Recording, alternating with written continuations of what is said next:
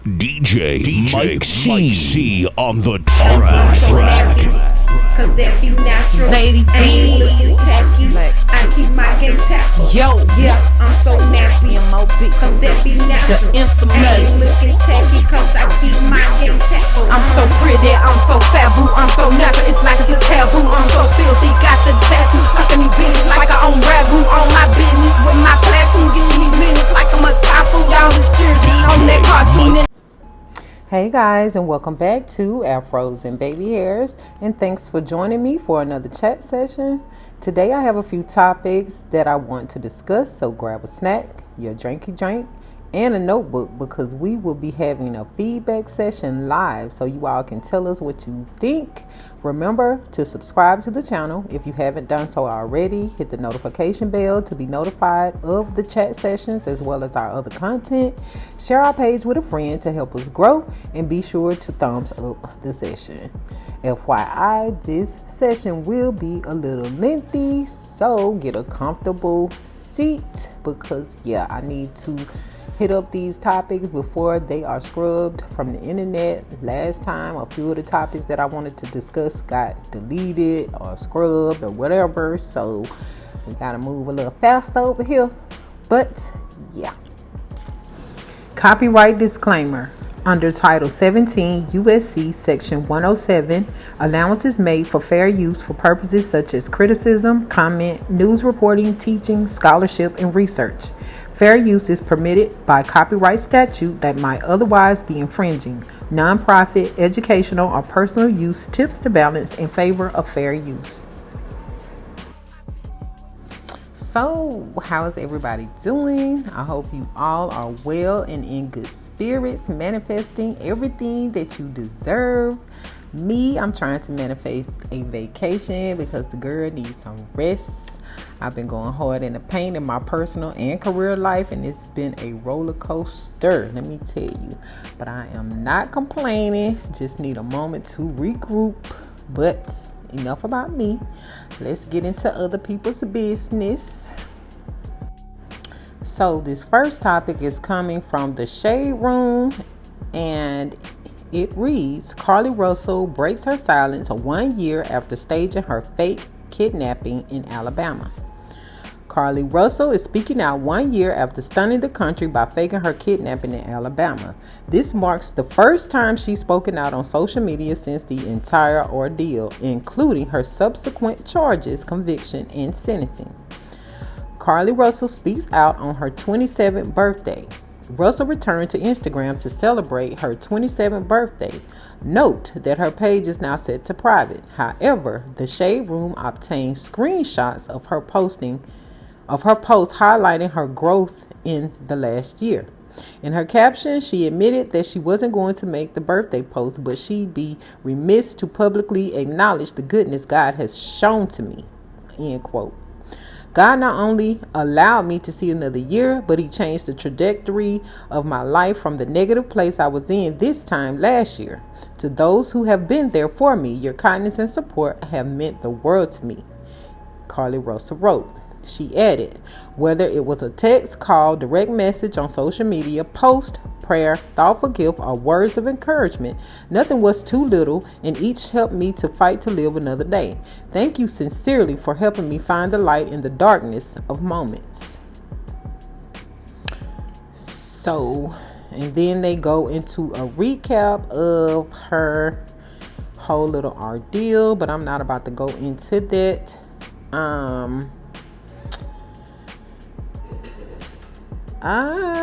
I can't really say that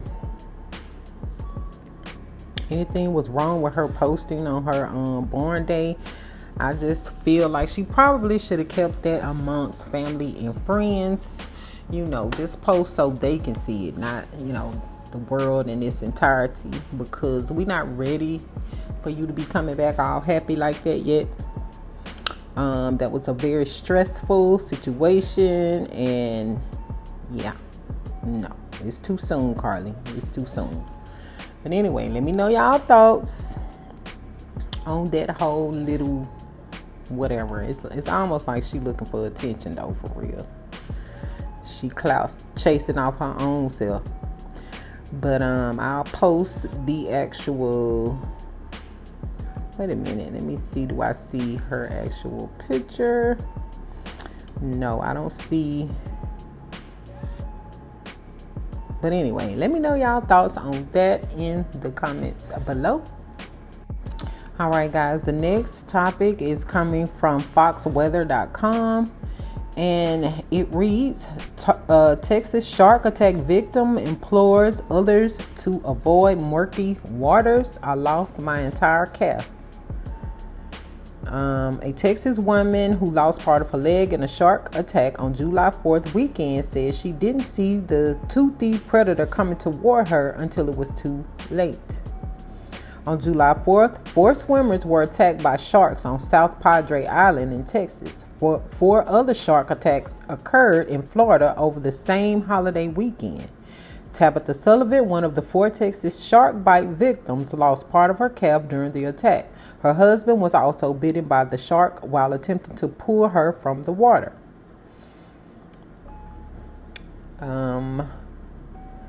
Nearly 3 weeks after the attack, Sullivan spoke to Fox Weather from her Texas hospital bed, where she continues to recover. Doctors completed another skin graft last week on her leg. She's also lost sensation in the bottom of her foot and much of the mobility in that leg. We'll check it on Wednesday and see how the skin graft is taken and hopefully move from there. Because I'm ready to get up. I'm ready to start walking, she said.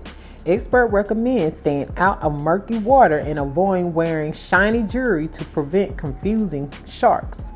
Sullivan said on the day of her attack, the water was clear in shallow areas, but murky the further out you went into the ocean. I think it's best for everybody to just keep in mind, if you can't see through the water, you maybe shouldn't be in it. Stay a little shallower, she said. Sullivan told Fox Weather she didn't see the shark coming. She and some of her group were on a sandbar when the encounter happened. I was with a couple of teenagers that were in our group, and I saw a look on one of their faces and turned around and then saw something in the water that was gray, she described. By the time she realized what was happening, she went to kick the shark away, but realized she couldn't use her leg. Her husband received several bites on his knee, calf, and foot trying to get Sullivan out of the water. I was just screaming for help and pushing myself with my other leg and swimming with my arms to get back to shore, she said. Despite the attack and her recovery, Sullivan says she plans to go back into the ocean. We'll just probably stay a little shallower, she said. Absolutely not. If I was to get bit, I don't think I will be returning. Especially not in the ocean. I will probably be on the sand or up in the little picnic area. But yeah, I wanted to report on this because it was, it's been so many people getting bit by sharks this year. So yeah, I really feel like when you go to these different bodies of water, you need to be on like a higher frequency, positive vibes, giving honor and respect to the water. Sometimes, a quick little prayer may help, ask the water for permission to even be out there. Because right now, nature is doing a lot and we need to respect her. We really, really do. But yeah, guys, let me know what y'all think about this situation. Has anything like that ever happened to you guys or anybody that you know of? Tell us all about it. We would greatly appreciate the info. So yeah, I think that's all I have to say about that. Just be respectful of these bodies of water and nature, period, especially right now. So yeah. Okay, on this next topic, I thought this was very interesting.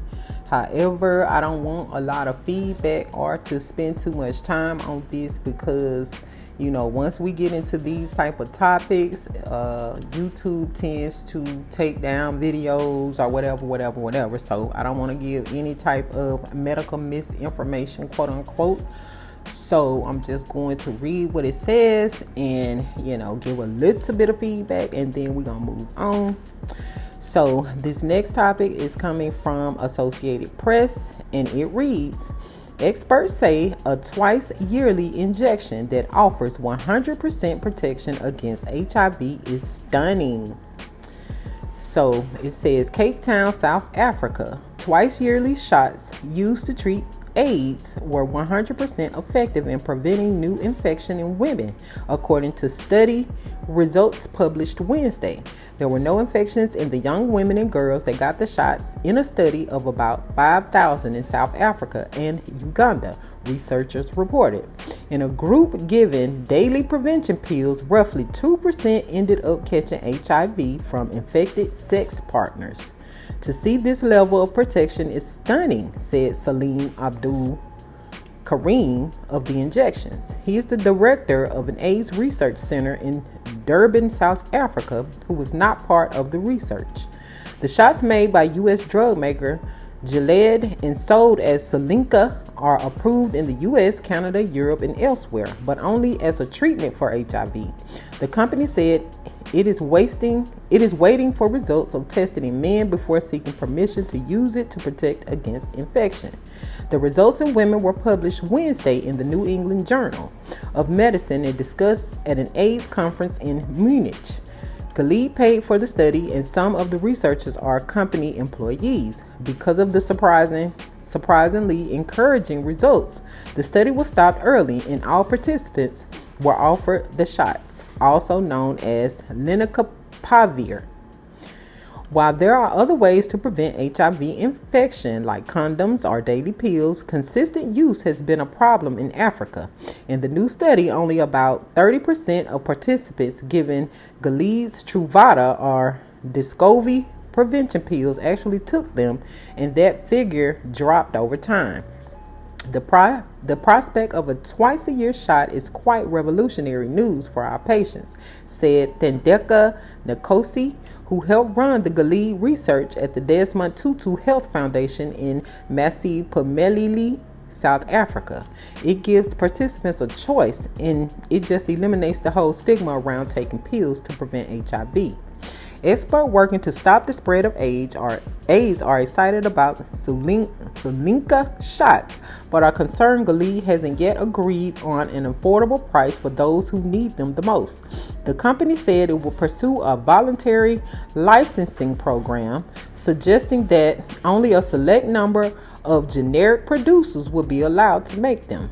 Gilead has a tool that could change the trajectory of the HIV epidemic, said Winnie Banyima, executive director of the Geneva-based UN AIDS agency.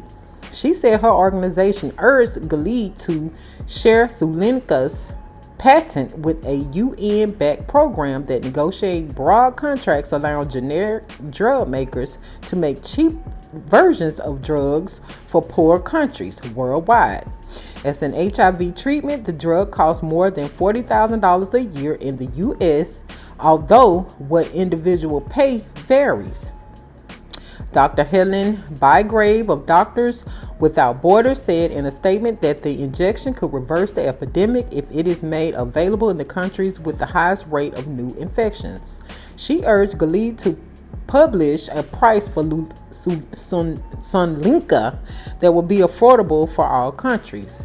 In a statement last month, Gilead said it was too early to say how much Sunlinka would cost for prevention in poor countries. Dr. Jared Baton, Gilead's senior vice president of clinical development, said the company was already talking to generics manufacturers and understood how deeply important it is that we move at speed. Another HIV prevention shot, Epritude, which is given every 2 months, is approved in some countries, including Africa. It sells for about $180 per patient per year, which is still too pricey for most developing countries. Banyima said the people who need long-lasting protection the most include women and girls who are victims of domestic violence and gay men in countries where same-sex relationships are criminalized.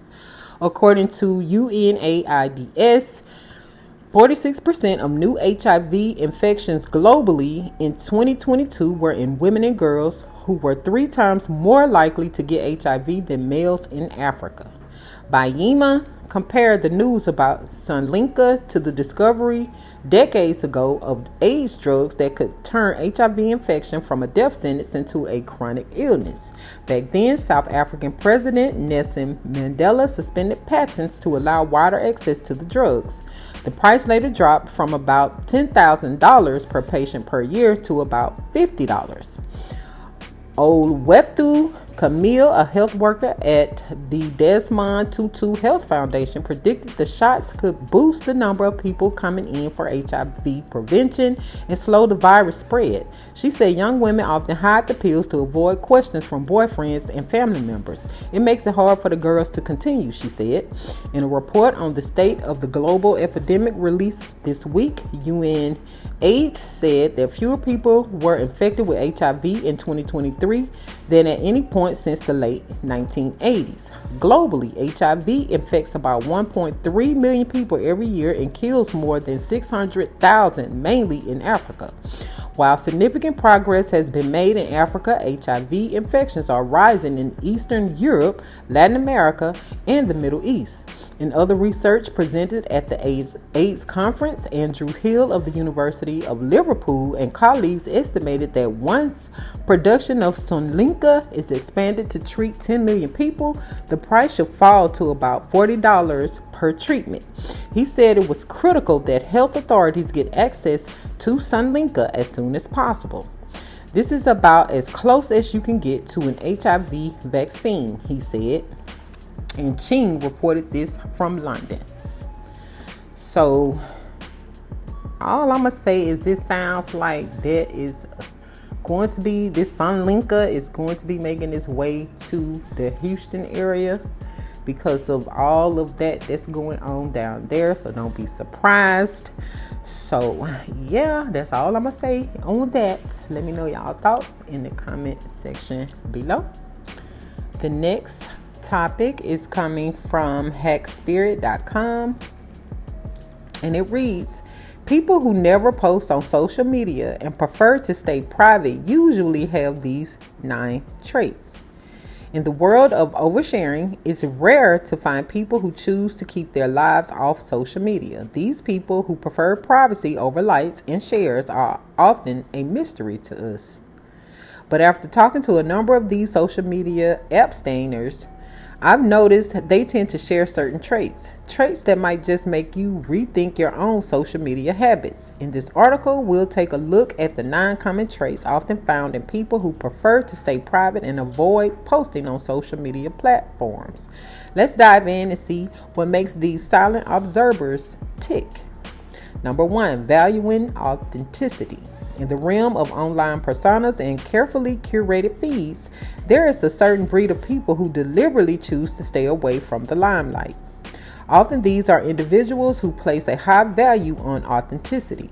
They prefer genuine connections and conversations over superficial online interactions. They believe in living their lives for themselves, not for an audience. These individuals are not swayed by the pressure of appearing perfect on social media. Instead, they derive joy from living an authentic life without the need for constant validation from others. This isn't to say that they are antisocial or disconnected. Quite the opposite. They simply prefer to connect in more meaningful and personal ways beyond the confines of social media platforms. However, it's crucial to remember that this is just one trait among many. Let's explore more in the points to follow. Number 2, cherishing privacy. I remember a conversation I had with a close friend who rarely posts on social media. I asked her why she chose to stay so private online, and her response was simple yet profound. She explained that she values her privacy immensely. For her, not everything needs to be documented and shared with the world. She enjoys keeping certain aspects of her life just for herself and those directly involved. This made me realize that for some people, it's not about being antisocial or secretive, but about cherishing their personal space and experiences. Many of us might treat social media as an open journal, but for those who prefer to stay private, they see it more as a selective scrapbook. They choose to keep most of their memories offline, savored privately, or shared with loved ones in person. It's a trait that may seem unusual in today's digital age, but it's one that certainly speaks volumes about a person's character and priorities. Number 3, being introspective. If you dive into the realm of psychology, you'll find that people who prefer to stay private on social media often have a higher inclination towards introspection. Introspection is the examination of one's own conscious thoughts and feelings. It's about self-reflection, analyzing our actions, and understanding why we behave the way we do. Those who stay away from social media are often more inclined to spend their time in self-reflection rather than broadcasting their lives. They tend to have a deeper understanding of themselves, their emotions, and their reactions to different situations.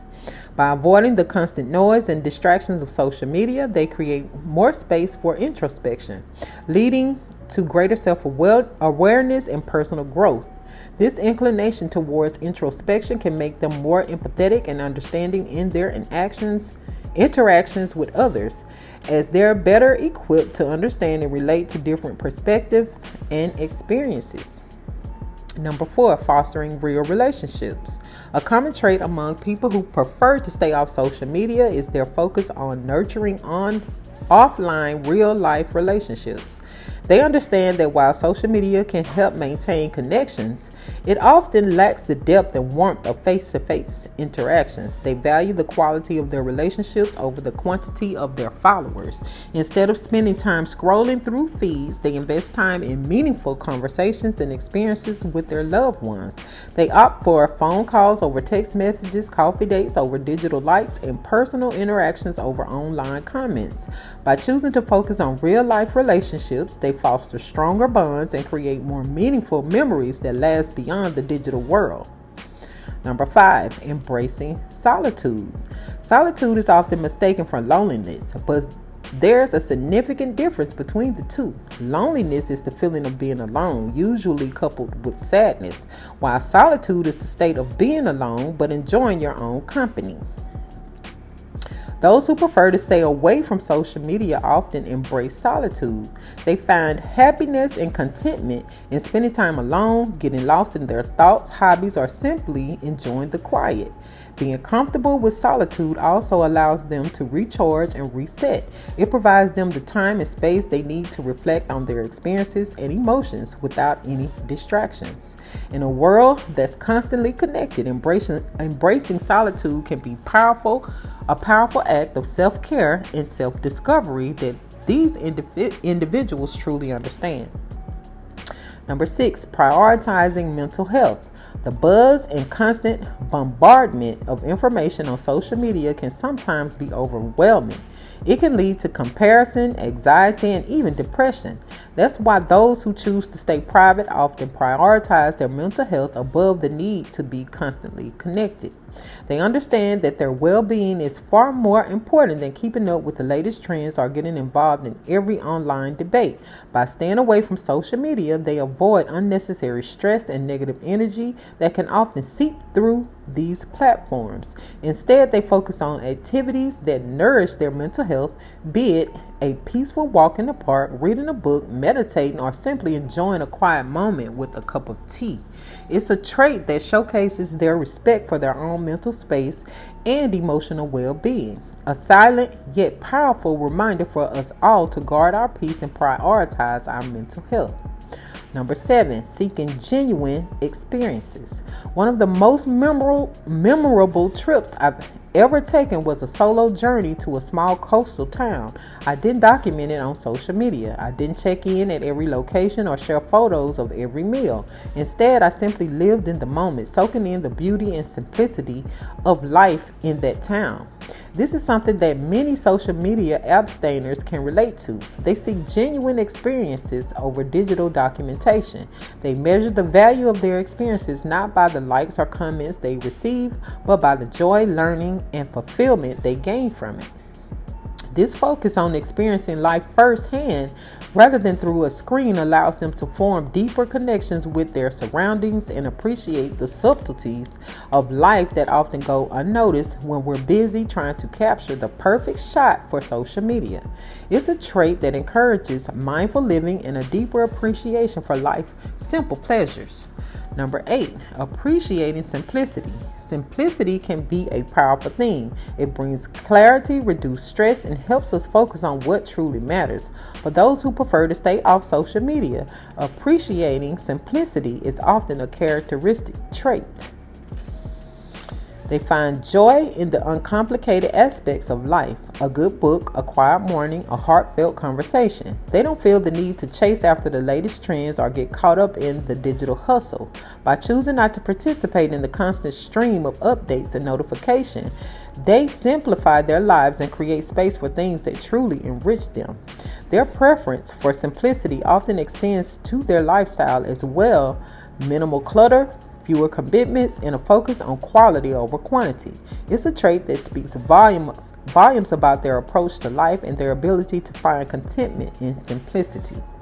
And number 9, practicing mindfulness. At the heart of all these traits lies a common thread: mindfulness. People who choose to stay off social media often have a higher degree of mindfulness.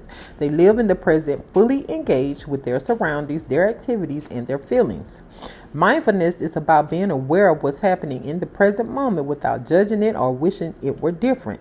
It's about accepting things as they are and living fully in each moment. By avoiding the distractions of social media, these individuals are better able to focus on the present. They appreciate the beauty of each moment, and they're more attuned to their inner thoughts and feelings. So, if you've ever wondered why someone would choose to stay off social media, mindfulness might just be the key. It's not about shunning technology or avoiding people. It's about choosing to live fully in each moment and appreciating life as it happens. Final thoughts, it's about choice. At the core of these traits lies a fundamental element: choice. The choice to live authentically, to cherish personal space, to foster real relationships, and to prioritize mental well-being. These individuals choose to step away from the clamor of social media, not because they disdain technology or reject connectivity, but because they value the profoundness of living in the moment. They opt for quality over quantity, authenticity over performance, and realness over representation. Perhaps there's something we can all learn from these social media abstainers. In a world where we're increasingly connected digitally, it's essential not to lose touch with our authentic selves, our immediate surroundings, and the beauty of real life experiences. So the next time you find yourself mindlessly scrolling through social media feeds, take a moment to pause and reflect. What if you choose to step away from the noise, even if just for a while? What would you discover about yourself, your relationships, and the world around you? Remember, it's not about shunning social media entirely. It's about mindful usage and making conscious choices that align with your values and well-being. Because at the end of the day, life is too precious to be lived through a screen. Wow. So I kind of agree with that. I mean, for me, I try to balance it out. Because I'm trying to do a lot of business building, brand building, all of that. So I feel like social media is a necessity.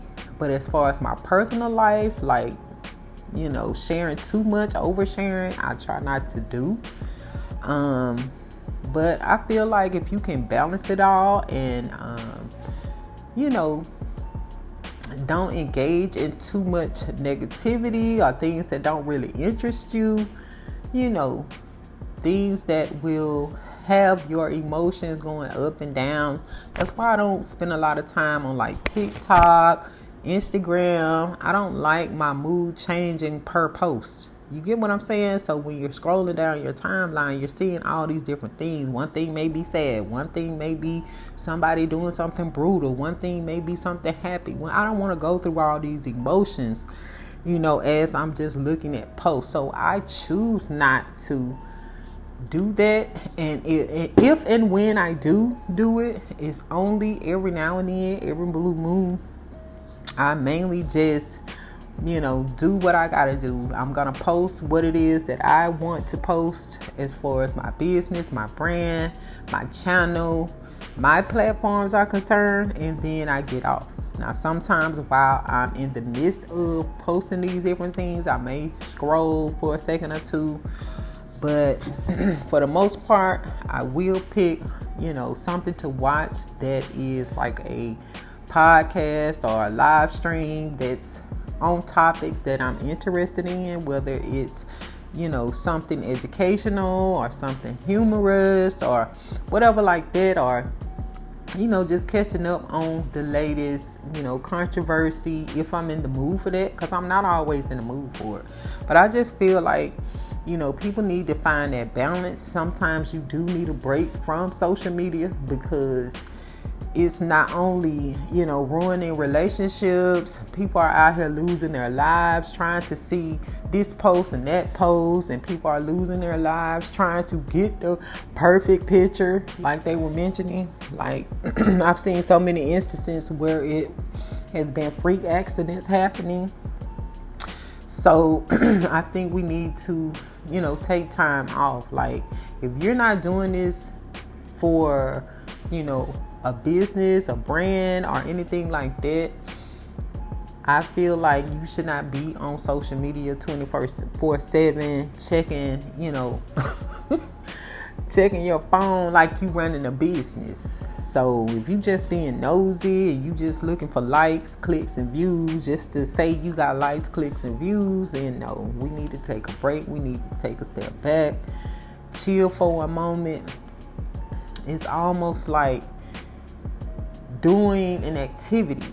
Like, you don't go bowling every single day. You don't go to the movies every single day. Like, every once in a while, it will be cool to check in, see how everybody is doing, and then get off. You feel me? So let me know y'all thoughts on that. But I feel like balance is key. But yes, all of those things that they mentioned is important.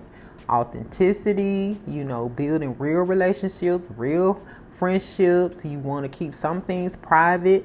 You want to be able to think for yourself and have your own mind. You don't want to be bombarded with other people's thoughts and other people yapping in your head all day. It's a lot. You don't want to have to compare yourself to other people. You have to stay and be who you authentically are and do the things that you are authentically interested in. And yeah, I think we really do need to get back to that. At least, have it like 50-50, like I said, a balance. But I feel like personally, if I wasn't doing any business related things, I probably would not be on social media as much as I am. And I'm not on there that often now. So I feel like it'll be little to none. No time really on social media. But to each his own. So let me know y'all thoughts on that in the comment section below. The next topic is from Fox News, and it reads, everyone's mad. Fight to avoid government shutdown shatters House GOP peace. The fight to avoid a government shutdown is again bringing out the fault lines within the House GOP's razor-thin majority.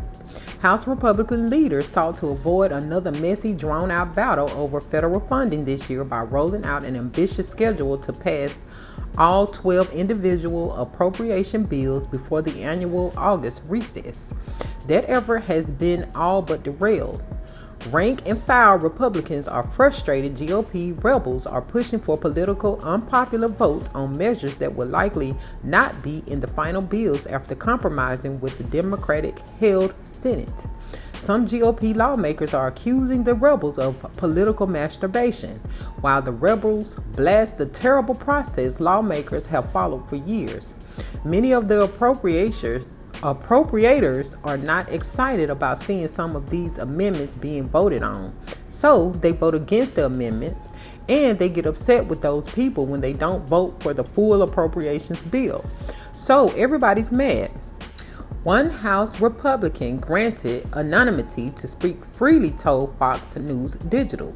A second House Republican said, most of them I do philosophically agree with. So it's not that it's tough. It's that they're unnecessary. We know they're not going anywhere. If you bring an amendment up that makes me feel good, but it's literally not going to pass a markup, or it's not going to allow the bill to pass on the floor because the moderates are not going to like it. It's just political masturbation at that point. So what are we doing? The second GOP lawmaker said. The rest of us can have that impact too. We choose not to because we're trying to get the bills passed. We're actually trying to do our jobs here.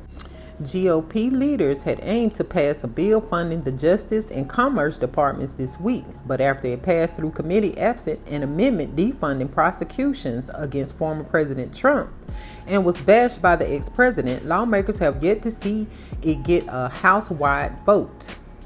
On Tuesday evening, the Energy and Water Appropriations Bill was abruptly pulled from the House floor schedule amid worries about it passing.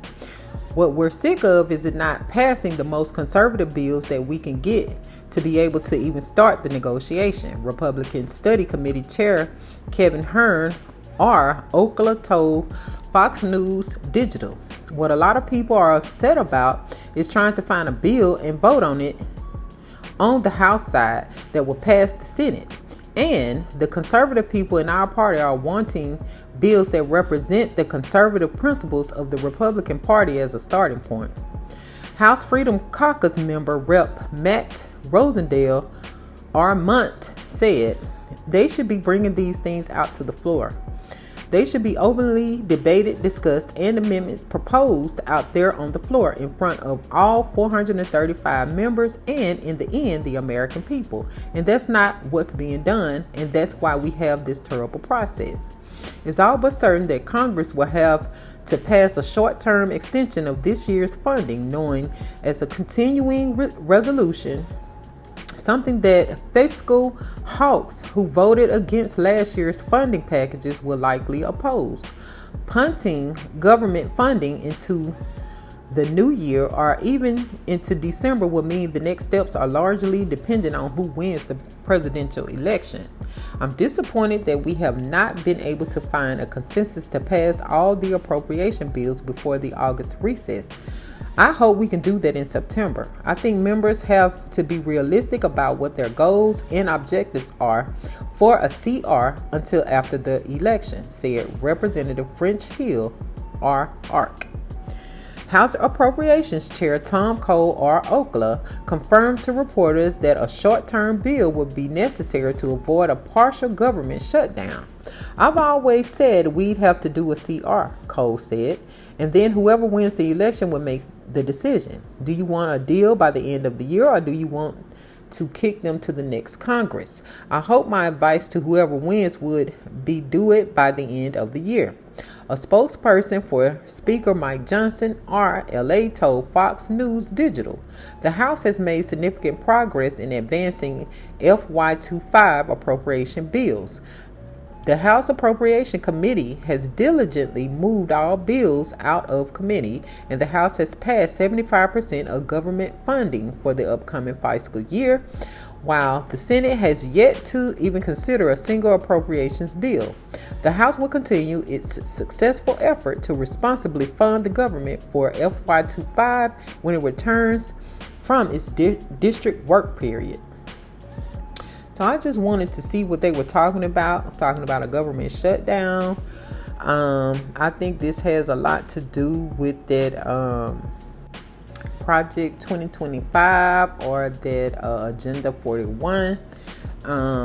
But yeah, it looks like they are battling about what's going to happen with all this funding they were receiving.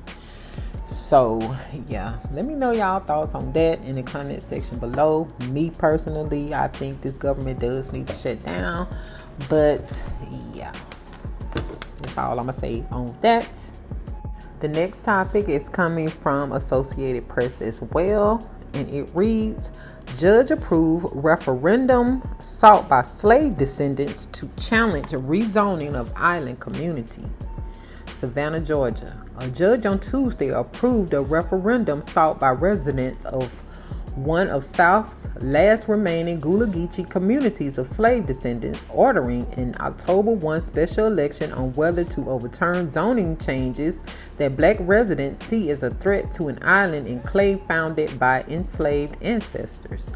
McIntosh County probate court judge Harold Webster said in his written order that local election officials have verified the referendum organizers had collected more than 1,800 petition signatures from the registered county voters, exceeding the 20% threshold required to put the issue on the ballot.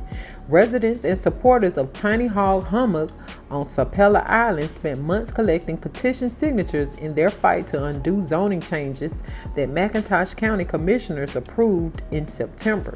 Those revisions rolled back protections that for decades limited development in the community of about 30 to 50 black residents descended from formerly enslaved plantation workers. The probate court judge approved the referendum just 2 weeks after residents and their supporters on July 9 filed their petition to put the zoning changes before county voters.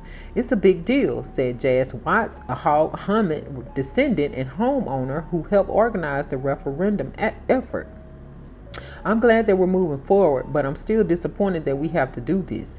We have a local government that is not listening to its constituents, so we have no choice. Commissioners are asking a higher court to block the referendum. In a legal filing Monday, an attorney representing the county government asked a Superior Court judge to declare the referendum invalid, while Georgia's constitution empowers citizens to repeal some county government actions by referendum. The county's lawyer argues that power doesn't apply to zoning. The referendum election requested will be illegal, and the results will be nullity, said the filing by Ken Jarrett, an attorney representing McIntosh County. Jarrett asked a judge to expedite a hearing before the proposed referendum can proceed. The law gives probate court judge Harold Webster 60 days to verify the petition signatures and decide whether to call a special election. Petition organizers hope for a vote this fall. Black residents and landowners of Hog Hummock, also known as Hog Hammock, are among the descendants of enslaved island populations in the South that became known as Gullah or Geechee in Georgia. Scattered along the southeast coast from North Carolina to Florida, Gullah Geechee communities have endured since the Civil War.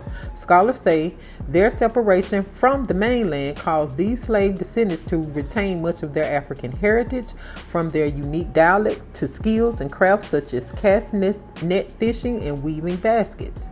Those remaining on Sapelo Island, about 60 miles south of Savannah, say they could be forced to sell their land their families have held for generations if zoning changes that double the size of houses allowed in Hog Hummock are left standing and lead to an increase in property taxes.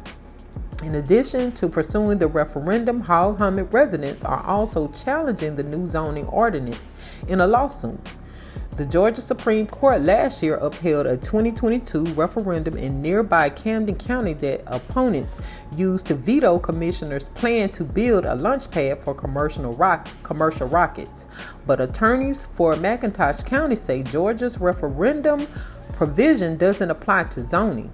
They say that's because Georgia's Constitution states that referendum results are invalid if they clash with other constitutional provisions or with state law. Georgia gives counties and cities sole authority over zoning. They say, and state law specifies the process for adopting and repealing zoning ordinances. Jarrett made the same arguments in a letter last week to the probate judge considering the referendum petition. But the state Supreme Court's ruling last year found that Georgia's Constitution doesn't authorize a county government or anyone else to challenge a referendum in probate court. Dana Brown, an attorney for the referendum organizers, said McIntosh County lawyers have based their arguments on a misreading of the state constitution. We strongly believe that the ordinance passed by the county commission is subject to repeal through the Georgia Constitution's provision for a referendum, Brown said by email Tuesday.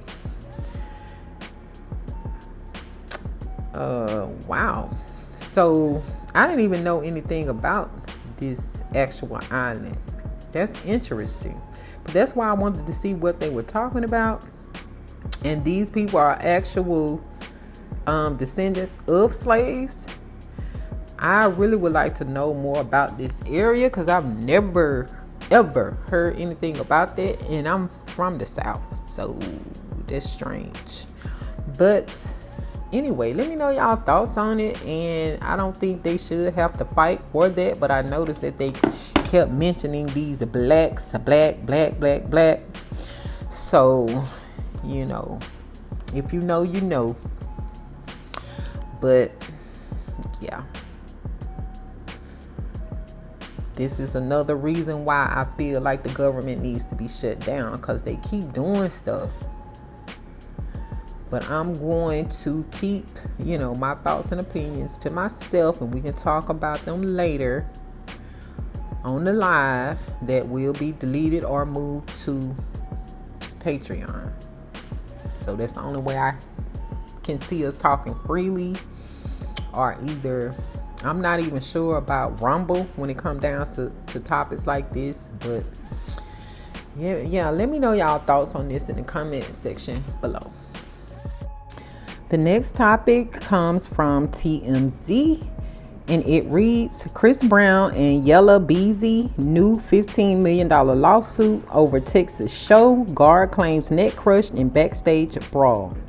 Chris Brown and Yella Beezy just got hit with another lawsuit, this time from a security guard who claims he was horribly injured while breaking up the brawl that led to the first suit. In the docs filed Wednesday and obtained by TMZ, hip-hop Frederick R. Overpeck says he was working as a security guard at Dickies Arena in Fort Worth on July 20th, and more specifically was instructed to work the backstage meet and greet where the alleged fight took place. We broke the story earlier this week. 4 guys who say they were invited to Chris' VIP experience after the show let out a claim things got violent when the singer's camp recognized them as former ops. Overpeck's suit backs up those 4 plaintiffs' versions of events, alleging Chris ordered his crew, including Dallas-bred rap star Yella Beezy, to F them up, and goes so far as to describe the scene as a prison yard beatdown. He claimed he witnessed a 300-pound henchman squash one of the boys like a bug, and says when he tried to step in, he was met with punches and kicks from Team Breezy. Overpeck says he's a 58-year-old father with 2 jobs who didn't even know who Chris was, but claims the singer's goons left him with cracked vertebrae in his neck and a severely injured hip. Overpeck's attorney Busby, is asking for no less than $15 million in damages. So yeah, well, dang. Chris Brown always getting involved in something, but on the other hand, if you're a security guard, you know it's bound to be a time where you're gonna have to secure things. You're signing up to guard these people with your life. So yeah, I don't know, if he gonna be able to get this $15 million, but if they can prove that Chris started it, after dude made the claim, then maybe so. But Chris Brown need to stop. I wish he would sit down. He is too talented to always be getting caught up in chaos, and it's like making him stagnant. But let me know y'all thoughts on it. The next topic is coming from TMZ.com as well. And it reads, Solange Knowles lashes out over Sonya Massey video. Black women aren't protected in America. The fatal police powwowing of Sonya Massey has saddened Solange Knowles, like many Americans. And she's making a nuanced point about this being a regular thing in the U.S. After taking in the brutal body cam footage that was released this week, Solange called out America for its historic treatment of black women, scoffing at the responding officers' disbelief. Sonya had asked not to be hurt right from the get-go when they arrived. Sonya's plea still resulted in her dead on her kitchen floor with a bullet in her head. And Solange says words don't hold the same weight for black women as they do everyone else. In a separate post, Solange shared a 2015 video of Sandra Bland, the Texas woman found dead in her jail cell later that year after a controversial police stop in an effort to connect the dots of police brutality towards black women. Solange's discography touches a lot on social justice. As is par for the course, she speaks out about this. Of course, her POV is getting a lot of support and kudos online too. Attorney Ben Crump and Sonya's father, James Wilburn, also spoke out when they joined TMZ Live on Tuesday. And meanwhile, Sangamon County Sheriff Department Sean Grayson has since been fired and charged with murder. He's pleaded not guilty. Her loved ones and supporters say they don't mind Sonya being viewed as a martyr, even if it's to get Kamala Harris elected to the White House. A bittersweet campaign indeed. Wow. Well, I don't know if Solange speaking out is going to help anything, but it's just really, really sad. I don't really like, covering stories like this because I'm tired of having to, inform about stories like this. But at the same time, we still need to be fully aware and fully informed that this is still going on. And I hope that we soon realize that they're not actually here to protect us. So we need to stop pretending like they are. And yeah, at the end of the day. So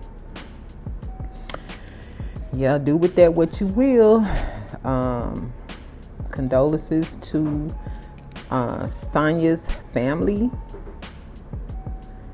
And I can't even say I hope she's resting in peace, because I know there is no peace behind something like that. But anyway, let me know y'all thoughts in the comment section below on Solange speaking out. The next topic is coming from RadarOnline.com, and it reads, YouTube phenomenon Mr. Beast accused of being racist and sexist after raunchy video resurfaced. It says popular YouTuber Mr. Beast, 26, has been hit with allegations of racism and inappropriate sexual comments after several raunchy old videos resurfaced online.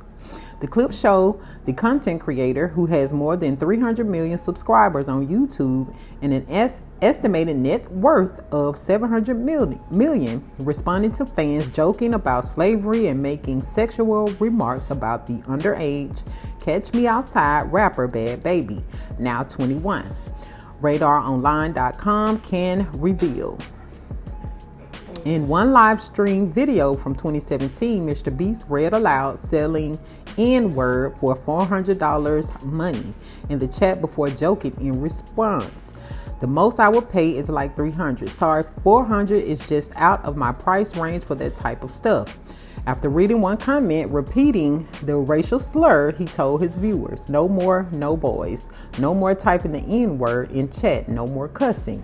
He then read another comment that said selling 10 N's for $69 each, adding, that's a steep price. I don't think you're going to get any sales. I'm kidding. During an appearance on Hot Wet Soup podcast around the same time, Mr. Beast, whose real name is Jimmy Donaldson, asked the show's host if they would have sex with Bad Baby, aka Danielle Bregoli. She was 14 at the time, and Mr. Beast was 19. He said, let's be real, you wouldn't put your D in her? One host replied, probably not. Probably not. She's like 14 years old. She probably has AIDS already.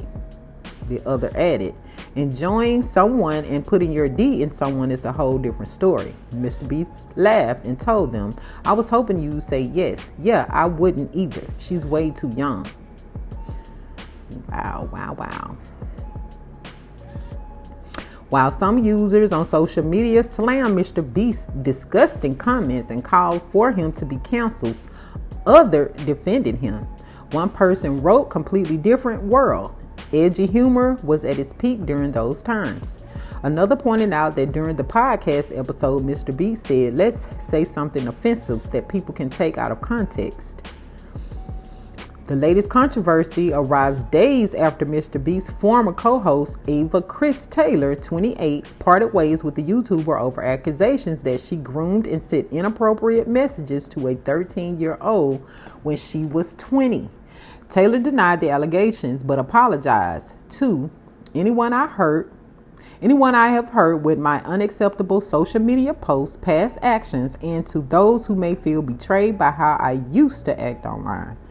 Mr. B said he was disgusted and opposed to such unacceptable acts and had hired independent investigators to look into the situation and take immediate action to remove Ava from the company, my channel, and any association with Mr. Beast. Wow. So that response that Mr. Beast added on the end is like, dude, you knew what was up when you hired that dude. But I'm not shocked. I'm not surprised by any of this. I was just wondering why, because they said he had stopped doing YouTube videos. And I was wondering, like, if somebody is that successful and at the peak of their career, why would they be stopping? So I just wanted to know what was going on with him. So now we know. Let me know y'all thoughts on that. I'm not surprised, offended, any of that, because that's just what they do. And it just is what it is. Now, Catch Me Outside girl might, can get her a coin from this. But other than that, yeah, no. He been canceled to me because I wasn't watching any of his videos. So, that part.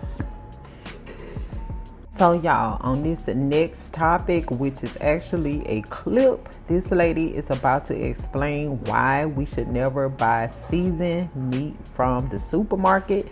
So I'm gonna let the video play and then we'll come back to do the feedback.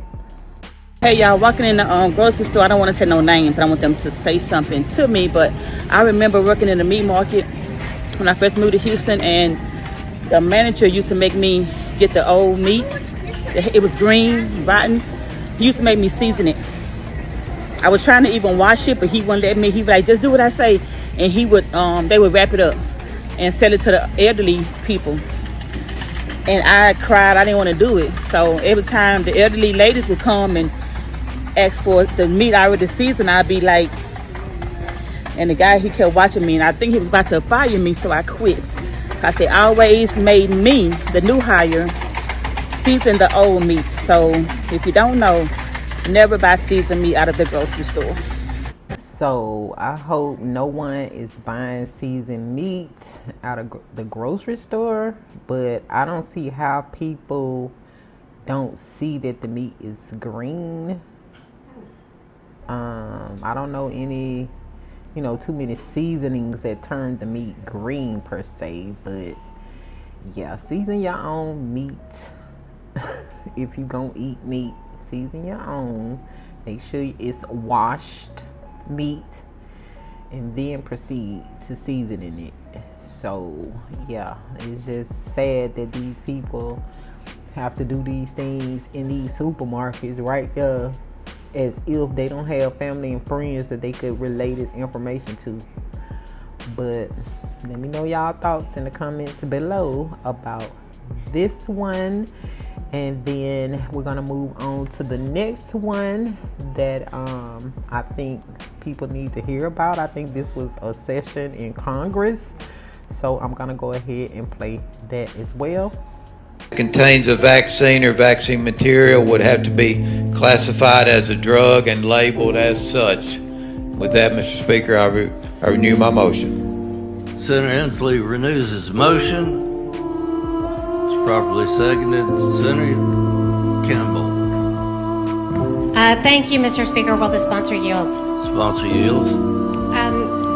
So does the sponsor know of any instances of there being food offered in the state of Tennessee that contains vaccines in some kind of a retail or public forum? Senator Hensley. Thank you, Mr. Speaker. No, I do not know any specific examples, but certainly they are developing this process, and actually Congress has actually dealt with this as well and pass an amendment that said no funds could be used for transgenic edible vaccines. This is a process that is being developed, but this bill merely would say that if that happens in the future, that food would have to be classified as a drug if it had a vaccine in it. Senator Campbell. Thank you, Mr. Speaker. So while I feel like this legislation's basically anodyne, I mean, I guess it's addressing something that I can't imagine would ever exist, which is the idea that we would somehow be putting vaccines into foods that you would buy in a grocery store. I mean, I can't think of any logical reason why anyone would ever do that. And I do know that, you know, certainly there have been experiments with putting vaccines in vegetables for the purposes of studying possible transmission methods. But the idea that this would somehow correlate to some kind of a retail offering of vegetables, especially when that vegetable would cost, you know, many thousands of dollars, just seems to me, I guess, messy to be passing legislation for that reason. So I will be voting no. Thank you, Mr. Speaker. Thank you, Senator Campbell. Further discussion, Senator Nicely. Thank you, Mr. Speaker. Actually, I've been reading about this for a couple of years now, and evidently with this new technology, they can raise this. Lettuce is what they're talking about first. They can raise this stuff so cheap, and I've been reading about it, talking about just putting it in lettuce and mass medicate everybody like they do with fluoride in the water. I mean, who controls the dose? If you eat a lot of lettuce, you're gonna get a lot of mRNA. If you don't eat any, you won't get any. And I hope y'all heard loud and clear what they were talking about. I know the music was kind of loud, but I hope y'all heard what they were talking about loud and clear. That yes, there have been discussions and trials and all of this about putting vaccines in food, in vegetables, out of all things, in the vegetables, you know. So these vegetables are not safe, and when they say bioengineered, you got to really think about what are they actually saying, or GMO, what are they actually saying, what are they actually doing. But my thing was, Senator Campbell was only concerned about how much the vegetables would actually cost if the vaccines were injected into them. She didn't feel like that was logical to be, you know, pushing out these very expensive vegetables, trying to throw us off. We know that there will probably be like minuscule dosages in these vegetables, and it would not cost them nothing to push these different things into these vegetables, because they give out free, you know, jabs all the time. It's not gonna cost them anything to jab some vegetables. Come on now. But I did see where Senator Nicely was concerned about overdosages, and then they cut him off. So there's no telling what all he could have brought up. I wish I could find the rest of this actual video. I'm going to look for it, but to, you know, sum it all up on what I have to say is wake up, people. Just wake up. Get the crust out your eyes, the drool off your mouth, and wake up so you can clearly see what's going on. So the next clip that I'm going to bring up is from Minister Farrakhan and what he had to say. So, yeah. We're victims. We're victims of the pharmaceutical companies. We're victims of the food that we eat and the toxins that are in the food. Older people, even some in their late 40s and 50s, that are in nursing homes. They can't remember who they are, don't know their own family. And they're not old people, but there are metals in their system that if you could see the amount of mercury, the amount of aluminum, the amount of this and that that's in you, that's now in your brain, traveling in your bloodstream. There's no way in hell that I could know what I know and not hit with a passion. The wicked people, the wicked rulers that are killing millions. How then can I hide truth like this. What kind of man would I be if I knew it and punked out and was afraid to tell you that which would save your life? So pop it in the microwave, heat it up and give it to your babies. And they eating this crap and you wonder why they're growing fatter and fatter. And young people on the football field, all of a sudden, no known cause, just fall out and die. So who's cooking for you? The same Satan. How many pills do you have to take now for your high blood pressure? What effect are those pills having? Does it help you gain weight so you don't die from diabetes but obesity hits you? Watch this. You're suffering from malnutrition because of what you eat. See, our lifestyle is a death style. The truth is hidden in a plain sight. We are... So yeah, guys, that is what Farrakhan had to say about it, and that's just dealing with the actual metals. And you know, there is way more in our foods than metals, and way more in these particular drugs than metals. But I'm not going to get too deep, because like I said, when you start to talk about these certain topics, then your videos and your podcasts get deleted.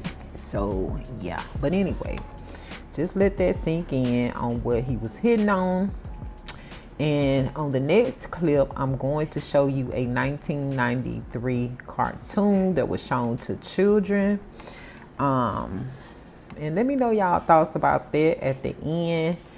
And then we'll go into some other crazy clips that I ran across. So, yeah.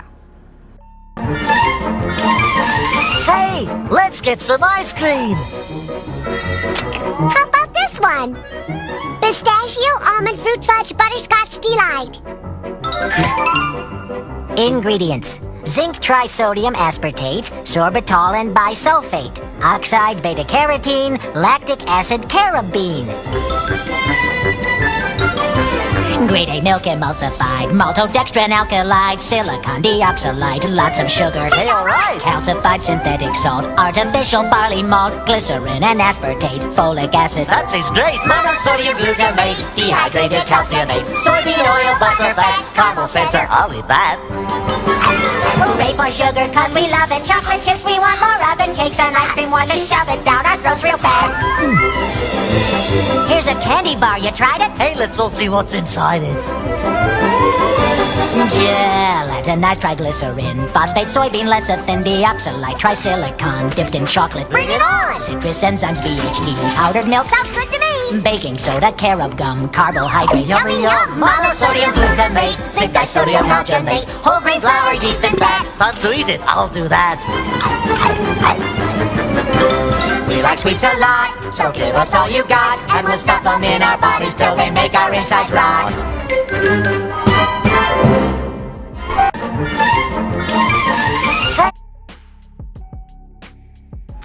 So yeah, as y'all can see, there is significant amounts of manipulation in these cartoons. It's brainwashing and fooling these kids, like our children, that it's okay to eat all of these things that you cannot pronounce, all these scientific words, and yeah, they put it right in our faces, and right in the children's faces, and we just go over our head. But we used to joke about not being able to pronounce a lot of these things that were found in these foods or these food ingredient lists. So, and we know now that even that may not have been all of the ingredients, because they don't have to list them all. But yeah, what do y'all think about that? And now that you know that they try to brainwash the children and manipulate their minds and influence them to do different things, will you be allowing your children, grandchildren, or whatever to continue to watch these things? Or will you be supervising a little bit more and paying attention a little bit more? Let me know your thoughts in the comment section below. Now, the next topic or clip is I feel like because this actual religion is, you know, fairly new to that part of the world, I think they are getting the wrong teaching or the wrong instruction when it comes down to baptismals or, you know, just baptizing people, because I've never seen anything like this before, and I feel like this was a bit much. And I don't know if it was a language barrier, if they've been watching us in our churches or whatever, and they got it confused as to what was going on, like during a baptismal. But I want y'all to look at what's going on in Africa right now, and let me know your thoughts once you watch the entire clip. Watch this clip in its entirety so y'all can see exactly what's going on. And yeah.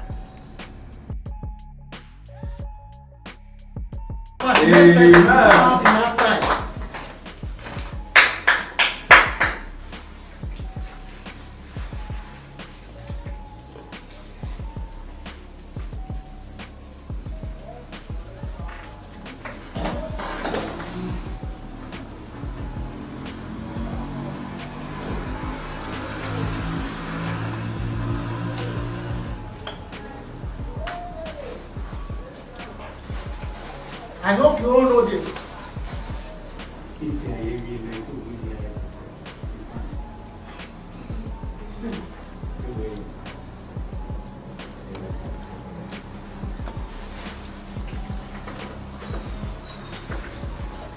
Amen. Amen.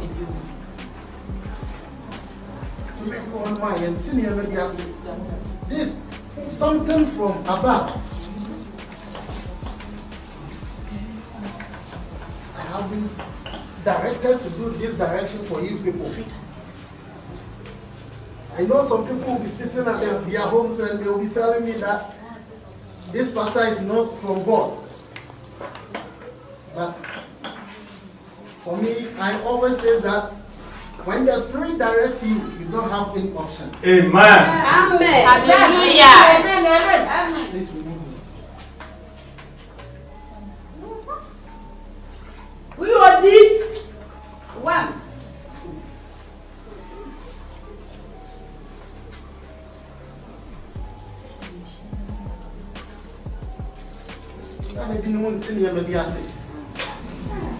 Oh, sorry.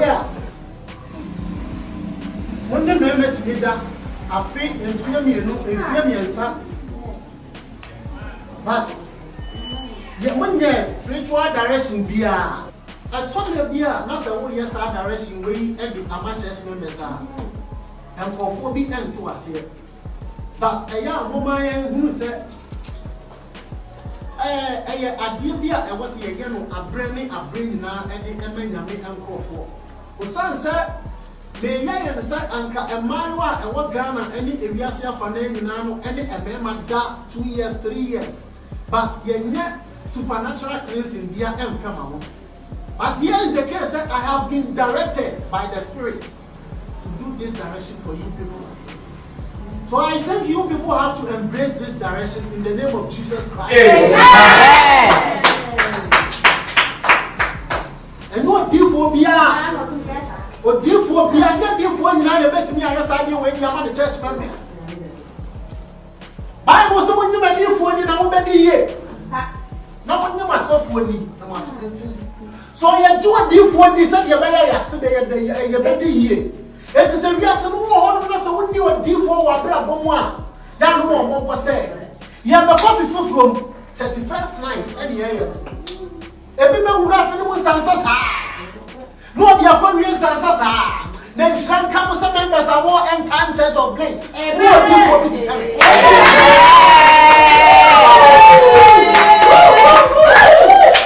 do you want? That's the fuck I shot. And now. Me kwa kasa enyare na mo honte e wo musa aya na so no se dia wo betintia aja se na ya no minti ne ma biase e to me do wo wa be betimi kwa gynecologist. Ni one no be na have 360 degree. But when it comes to say umbra when you mini partners and you mini pennyare no a, ya dem go for be kika nsem hu. So di for no hwemase. Na ni pompo de ni pompo professional ni pompo na akere kra mo mfere. Na me odi fo a me wonyankopon asra me. Me me de o fere. Hallelujah. Amen.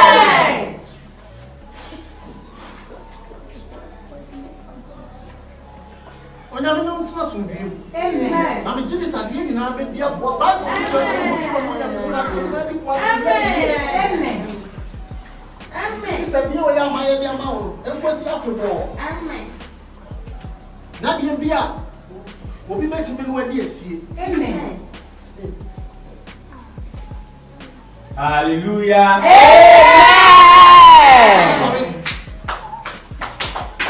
Amen. But this was for money. Oh, what's up? Do I I saw money and I said, we should have next lesson. So,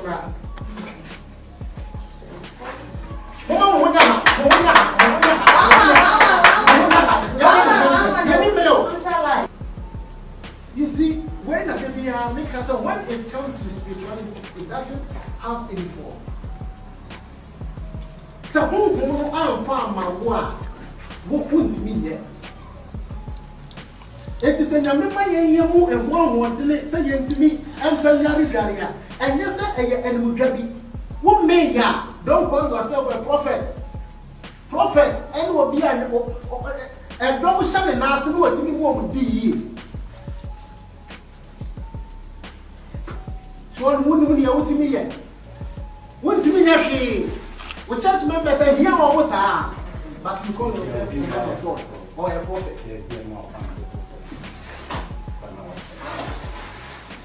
Amen. Amen.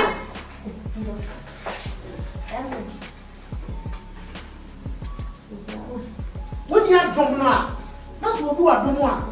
Me know what's on ground here, the way jealous. Essa.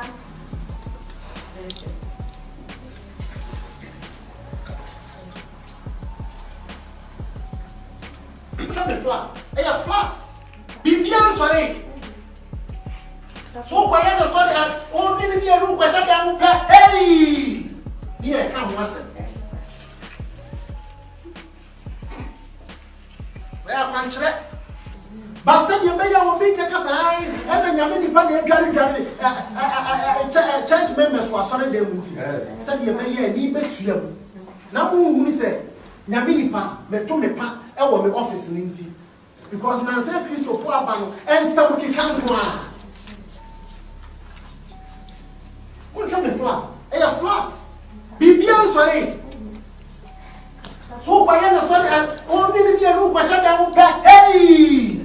Here, come once. Where are French? Here, I feel. You best see 2022.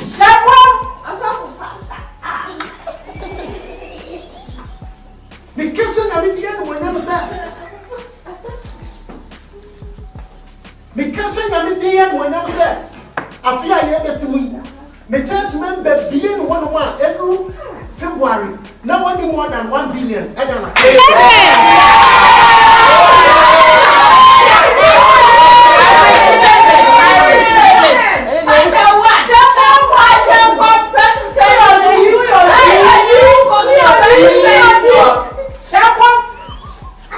No size. I'm on fire. I can shot.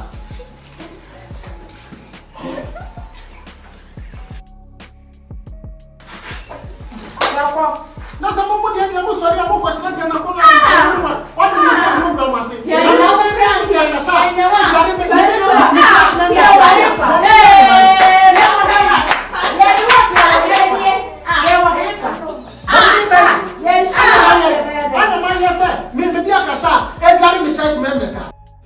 So yeah, like I said, I feel like somewhere along the way the information was misconstrued, or the visuals weren't giving what needed to be gave for them to get a full understanding of, how baptismals are conducted.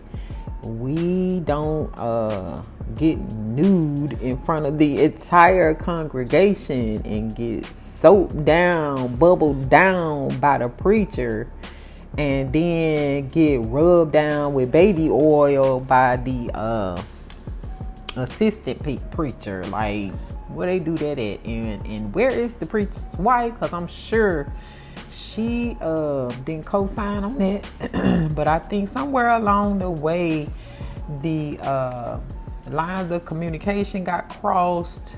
It's something going on there. But yeah, let me know y'all thoughts. And then also, did y'all see that there were children in the congregation? Like, they taking Christianity over there to a whole nother level.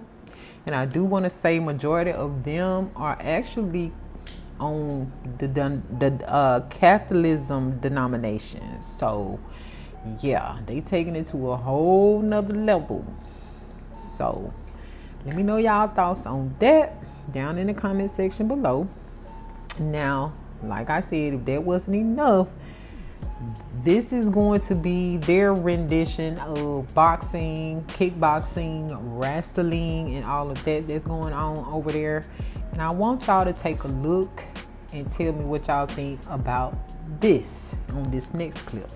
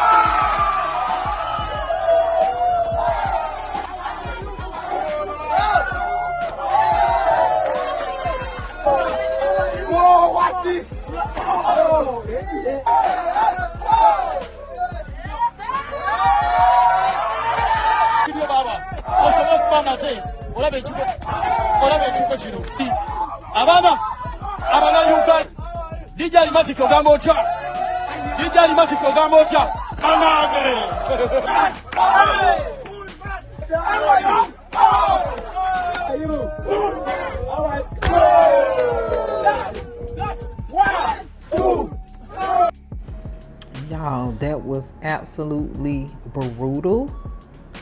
However, I think once again they did not get the memo that those people that you see on the television over here, they are actually on a trampoline type floor. They have, referees there. Most of it is like a dance. They're not really punching and hitting each other with chairs and all of that. So for them to actually be doing the absolute most out there on that muddy ground, I'm sure somebody's going to the upper room eventually, or to the village chiropractor to get their bones, readjusted and popped back in place, because that is not good. We definitely need to start a GoFundMe so we can get them some mattresses at least to lay down on the ground, to soften the falls and the body slams. It was just giving a lot, and I could not stomach it. I really couldn't, because all I seen was somebody's not gonna be moving after one of these, body slams where people landing on their neck.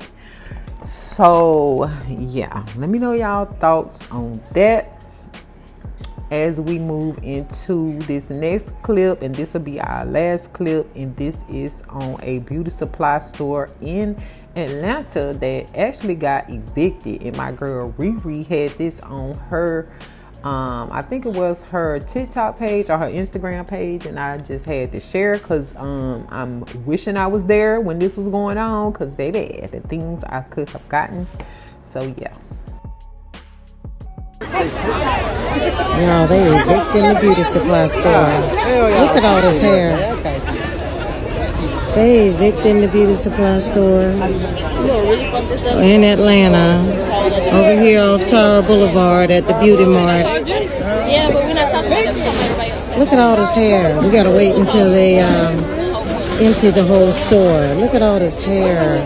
Bundles, makeup, earrings, jewelry. They are emptying the store. We have to wait for them to evict the store completely. Then we can help ourselves. I got my bags. This is crazy. Look at all the people out here, including me. The next topic is coming from Fox 5 Atlanta, and it reads, alleged Georgia Six Cult leader Elijah Bishop hospitalized after prison fight, officials say. Macon, Georgia. A man accused of being the leader of a cult was hospitalized after a fight while serving his life sentence in Georgia. Elijah Bishop has been in custody at Macon State Prison since he was sentenced to life for rape, false imprisonment, and charges related to revenge porn in March. Bishop, who also goes by Nature Boy and Three God, is the leader of Carbon Nation, which authorities characterize as a SEG cult. Prosecutors arrested him at a Decatur rental home in 2022, saying he raped a former group member as she tried to escape and then posted revenge porn online. Officials with the Georgia Department of Corrections have confirmed with Fox 5 that Bishop was hospitalized on Wednesday after he was involved in an altercation at the jail. Bishop was treated at a local hospital and has since returned to the jail, officials said. Authorities have not shared details about the altercation, but said that it was under investigation by the GDC's Office of Professional Standards. So yeah, for some reason, Nature Boy is in prison getting beat up. I heard he was shanked. So I guess sooner or later we'll find out more about that. Yeah, I don't have too much to say about that, but let me know y'all thoughts in the comment section below.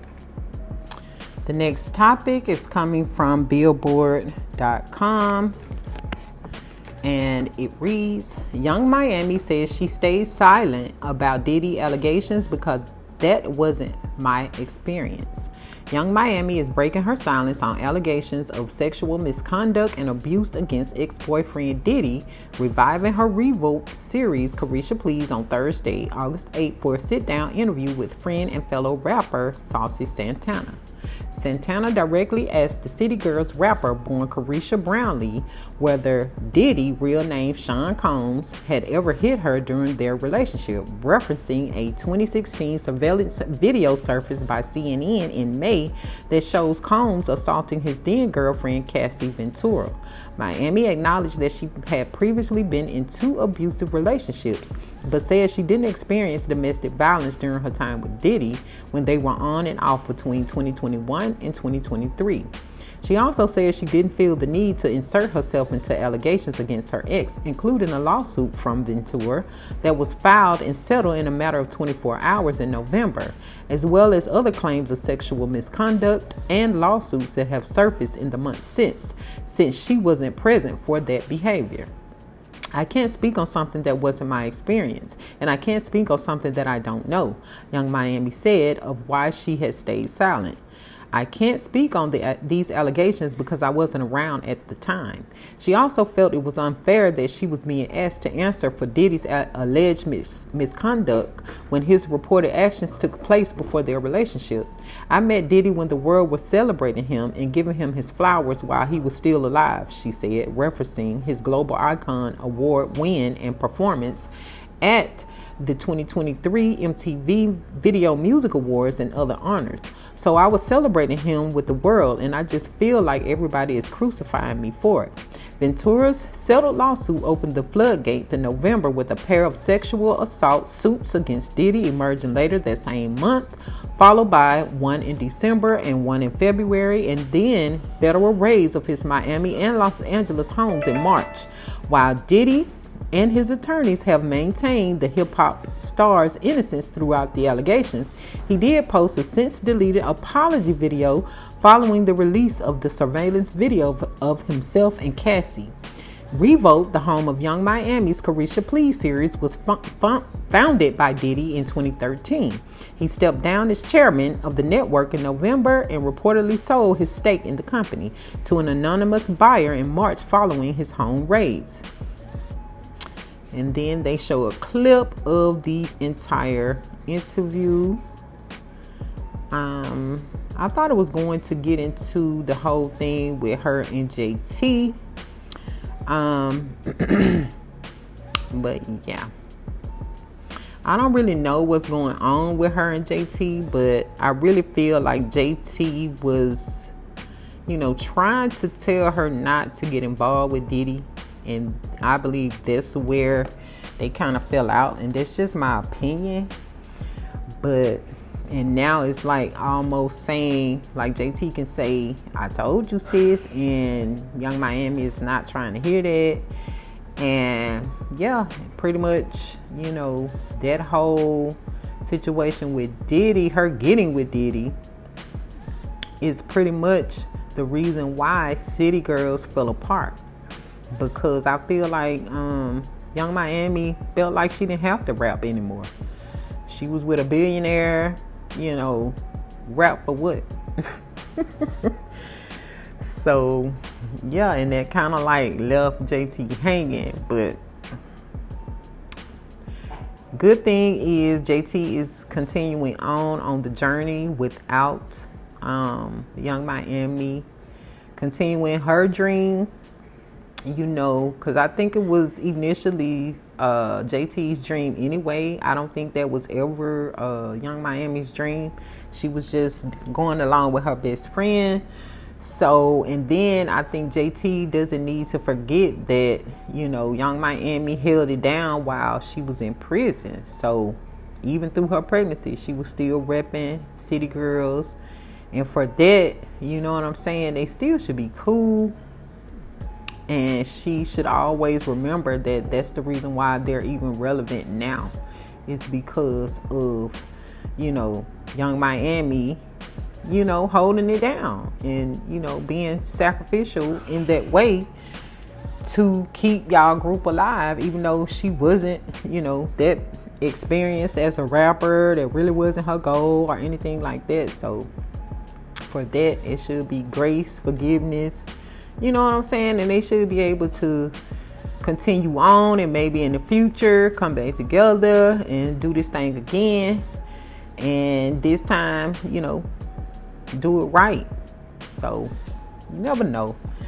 But yeah, let me know y'all thoughts on that in the comment section below. And also, I don't think she needed to speak on Diddy's accusations or anything like that unless she was involved in any of the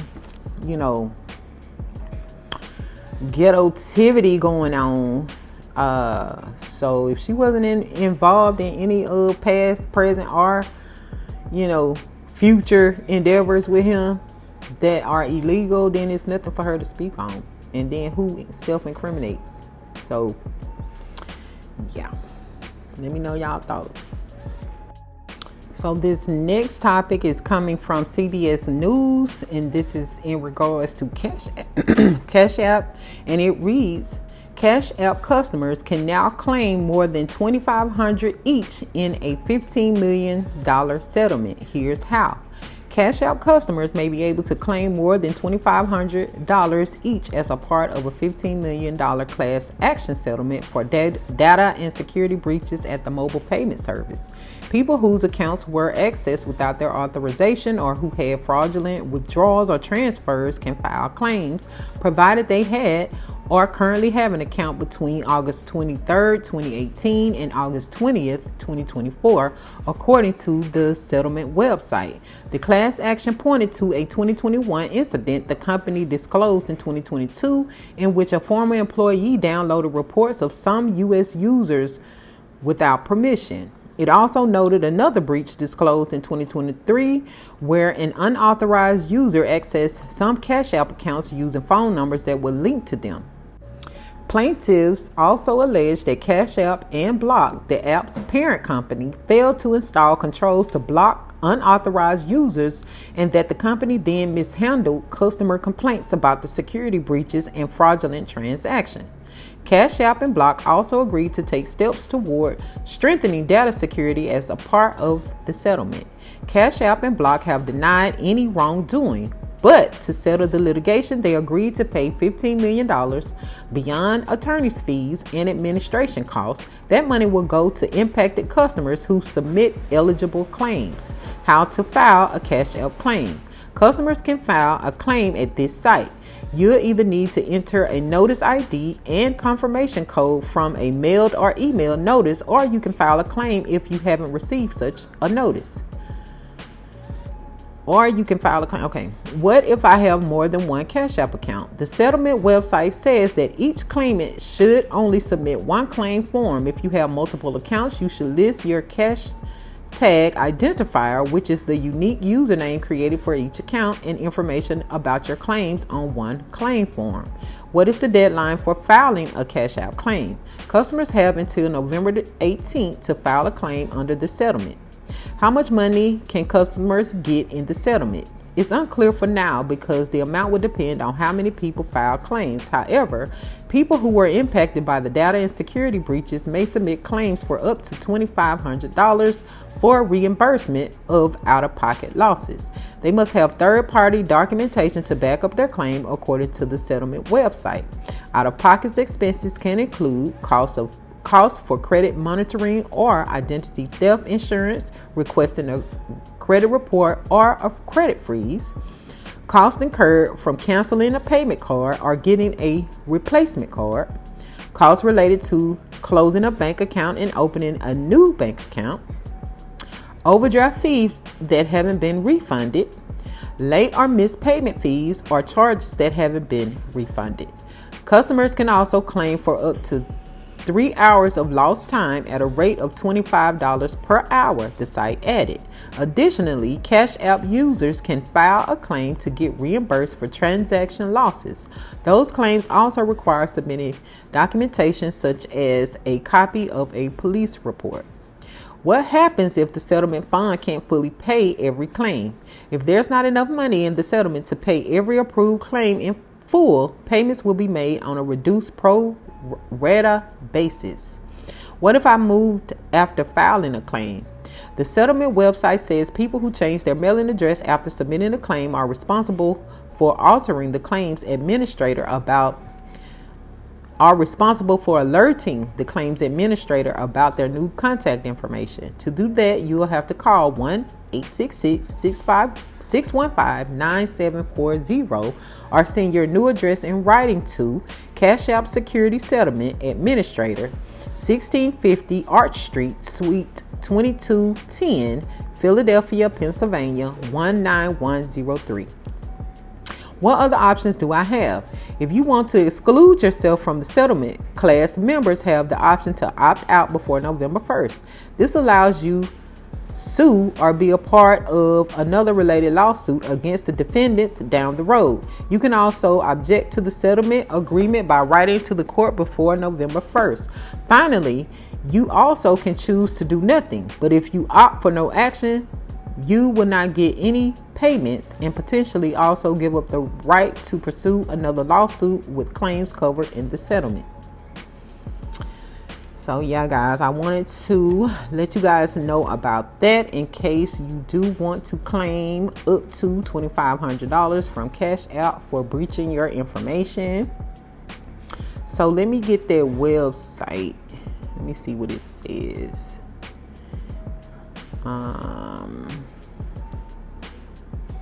Let me see, can I copy it? So So the website is https://capappsecuritysettlement.com/home. Once again, it's https://capappsecuritysettlement.com/home. So yeah, let me know y'all thoughts about that in the comment section below. Will you be claiming your money or not? The next topic is coming from Y Entertainment via Blavity News, and it reads: Lotto's new album Sugar Honey Iced Tea praised by fans. All hits, no skips. Lotto's third studio album, Sugar Honey Iced Tea, is finally here. The 25-year-old rapper dropped the long-awaited LP on Friday and is already receiving praise from critics and fans alike. Lotto linked up with several of today's hottest stars, including Mariah, The Scientist, Tizo Touchdown, Ciara, Young Nudy, Megan Thee Stallion, Hunk Cho, Coco Jones, Cardi B, and Flo Milli. Lotto also dropped a music video for Georgia Peach. She decided to pay tribute to her roots by naming the album after a popular Southern saying and finding inspiration in Southern rap music. I love the music that I'm making right now, she told Billboard in a July cover story. I'm not chasing achievements, I'm just doing me. This is the happiest I've been, to the point where I've even told the label to fall back. I'm in the studio, I don't want y'all sending me no beats, no songs, nothing. I'm doing what I want to do. I really haven't been this confident for a project yet. As Blavity reported, Lotto started promoting the album last year with the hit Put It On The Floor featuring Cardi B on the remix. She later dropped the single Sunday Service and tapped Megan Thee Stallion and Flo Milli for the remix. The rapper followed up with the track Big Mama, which she performed at the BET Awards in June. According to Forbes, she will reportedly be embarking on her own tour later this year. Shortly after the release of Sugar Honey Iced Tea, Lotto earned a #1 spot on the Apple Music album chart for the first time in her career. #1, we did it, yo, she said in a video posted on social media, in which she is seen popping a celebratory bottle of champagne. Fans praised Lotto's new album by saying it has no skips and compare her sound to Drake's. Others congratulated her on releasing a cohesive project with engaging storytelling. Scroll ahead for some of the internet's best reactions. What are your favorite tracks of Lotto's new album? Now I gotta go and check out her new album, and I'll be back to give my review. I'm rooting for Lotto. I've been rooting for her since she was on Jermaine Dupri's show. So we'll see what she do. I just, like I said, I was just hoping for her to switch it up a little bit, and show her actual skills. But other than that, yeah, I'm a Lotto fan, especially because she's from the South. So let me know y'all thoughts on it. If you heard the album already, let me know what you thought in the comment sections below. And yeah, so y'all, this will be the last topic for this actual chat session, and I had to touch on this because this is my Aryan baby sister, Sky Jackson, and yeah, these Aries, we gotta learn to control our tempers, but at the same time, people need to quit playing with us. So anyway, this is coming from The Hollywood Reporter, and it reads: former Disney star Sky Jackson arrested at Universal Studios for domestic incident. Jackson, now 22, played Zuri in the Disney Channel series Jessie's and its spinoff Bunked. Former Disney Channel actress Sky Jackson was arrested while at Universal Studios on Friday. Police responded to a domestic incident involving Jackson around 5 p.m. on Friday. The Los Angeles County Sheriff's Department confirmed to The Hollywood Reporter. Per the authorities' initial investigation, Jackson was determined the primary aggressor and was arrested for spousal battery. It's unclear who else was involved in the incident. The actress was transported to the West Hollywood Police Station for booking, and her case will be sent to the Van Nuys Superior Courthouse for filing. Representatives for the actress did not immediately respond to a request for comment. Jackson starred as Zuri in the Disney Channel series Jessie from 2011 to 2015. She reprised the role for the first 3 seasons of the series spinoff Funk. She will appear in the thriller The Man in the White Van, which will head to U.S. theaters in October. The movie stars Sean Austin of Stranger Things, along with Ali Larter, The Rookie, and Madison Wolfe, The Conjuring 2. It is inspired by a series of true crimes in the 1970s regarding Annie Williams, played by Wolfe, who was stalked repeatedly by a man in a white van. The synopsis promises a terrifying Halloween nightmare. So that's all they have on that, but I heard it was her boyfriend that she was beating on and pushing on. Some real tall, light-skinned boy she go with. So I don't know what he did, but Star had to put them paws on it. But Star, you can't be doing this. I mean, Sky. Why I keep calling her Star? Sky, you can't be doing this. Girl, calm it down, especially not out in public. Universal Studios. Really, Sky? Really? Calm down, sis. Please let me know y'all thoughts in the comment section below. But yeah, she should be fine. Yeah, I had a lot of domestic violence arrests on my record back in the day, disturbing the peace, all of that. But at some point, girl, you gotta calm down. Don't let these folks have you being a jailbird. But anyway, so yeah, guys, let me know y'all thoughts. All right, guys, we have come to the end of our chat session. I hope that you have been enriched, inspired, informed, and are entertained. Be sure to check us out on our other platforms. They are listed on our channel description. Make sure to click the notifications bell to be notified of our future chat sessions. Thanks again for your time and support. I look forward to the next one. Peace and love. And as always, be blissful. DJ Mike C on the track. Cause that be natural. Lady D. Ain't looking tacky. I keep my game tacky. Yo, yeah, I'm so nappy. Cause that be natural. The infamous. Ain't looking tacky. Cause I keep my game tacky. I'm so pretty, I'm so fabu, I'm so natural, it's like it's a taboo. I'm so filthy, got the tattoo, fucking these bitches like I own ragu. On my business with my platoon, getting these minutes like I'm a typhoon. Y'all is cheering on that cartoon, and I'm sitting on top of these buffoons. I'm so nappy, I'm so nappy. All these dudes that wanna get at me, I'm so cultured and I'm happy. Jealous witches wanna combat me, cause I'm comfortable in my skin. End of the day, you lose, I win. I'm so comfortable in my ends, don't care if I make or lose a few friends, and I look like $1 trillion. Lady, he won a lotto, cause in the Lord I trust, and beauty is the motto. Naturally thick in the butt, I'm Billy Blanks on the Tabo. Edges a little rough, just pretend I'm from Morocco. Organ all up in my hair, cause I let my locks grow naturally. My curls popping everywhere, I'm maximizing on this natural thing. Like it or not, I don't care. You clowns ain't about to worry me, cause I does this for myself, and I'm repping for my ancestry. Yeah. Cause that be natural. I ain't looking tacky.